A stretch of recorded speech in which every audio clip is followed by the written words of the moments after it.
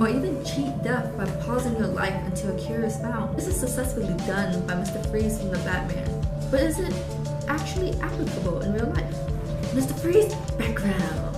For those who don't know, Mr. Freeze is a villain from the Batman series. He is well known for his tragic origin story, which has evolved over time. But the most commonly accepted story tells of Victor Fries, who is forced to place his wife, Nora, in suspended animation as he worked on a cure on her fatal degenerate disease. Fries was later exposed to cryogenic chemicals that mutated his body to rely on sub-zero temperatures. He constructed a suit which would now protect him in his altered state. In order to fund his research, he turned into a life of crime using a variety of high-tech devices, manipulating the code. Mr. Freeze uses liquid helium to replace the water in the body and bring people back to life.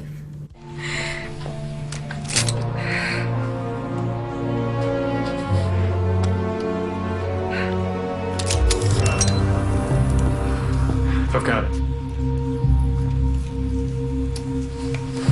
Victor, please don't blame yourself. See you soon.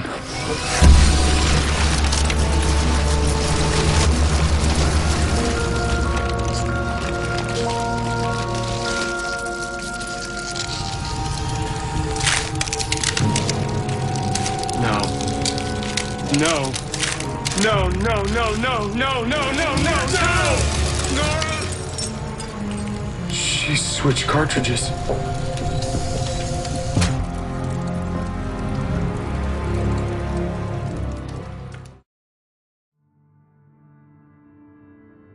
Now onto the liquid helium background. The form of liquid helium was first liquefied by Dutch physicist Hayek Camerlin Onnes on July 10, 1908, at the University of Leiden at the Netherlands. Liquid helium only comes to existence at a very low temperature of -269 Celsius.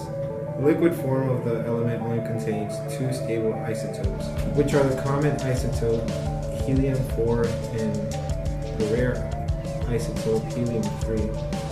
In the real world, liquid helium has some unique uses which involve it being utilized as a cryogenic refrigerant, as well produced for the uses of MRIs, nuclear magnetic resonance, and MEG. The extreme low temperature of liquid helium is no surprise, but the requirements of its low temperature is triggered by weaknesses of the attractions between helium elements.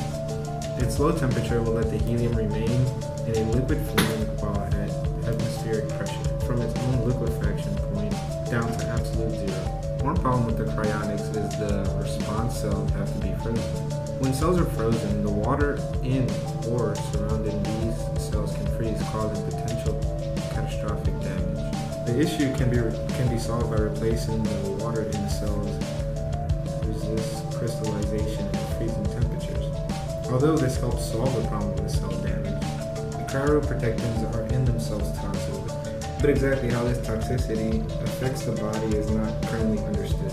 Another issue is that cryonics is practiced after a person is declared legally dead. The delay between legal death and cryonic preservation can range from mere seconds to hours. And this, combined with the necessity of adding cryoprotectants to replace body fluids, can lead to damage to the body through oxygen and nutrition deprivation. The brain is especially susceptible to this type of damage. It is for this reason that the most cryopreservation is performed on small clusters of cells, such as DNA samples, sperm, eggs, and fertilized embryos. Still, the effects can be mind-boggling. In May 2006, the second of two twin girls were born 16 years after her sister. After a long battle with pregnancy complications, including 3 ectopic pregnancies and 10 miscarriages, the girls' parents decided to delay fertilizing the second of the twin embryos. When the initial sibling embryo fertilized and eventually grew up into a healthy teenager, the family decided in 2005 to revisit the idea.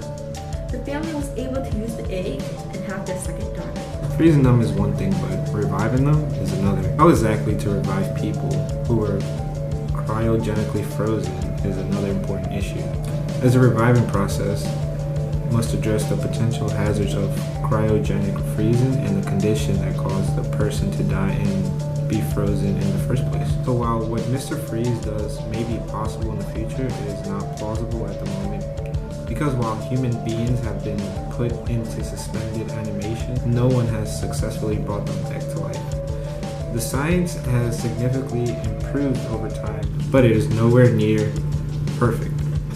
The only organisms that science has been able to revive thus far are small groups of cells like embryos and eggs. However, this can be the first step to actually achieving preservation and revival of grown human beings. Credits to the source below in the description. See you next time!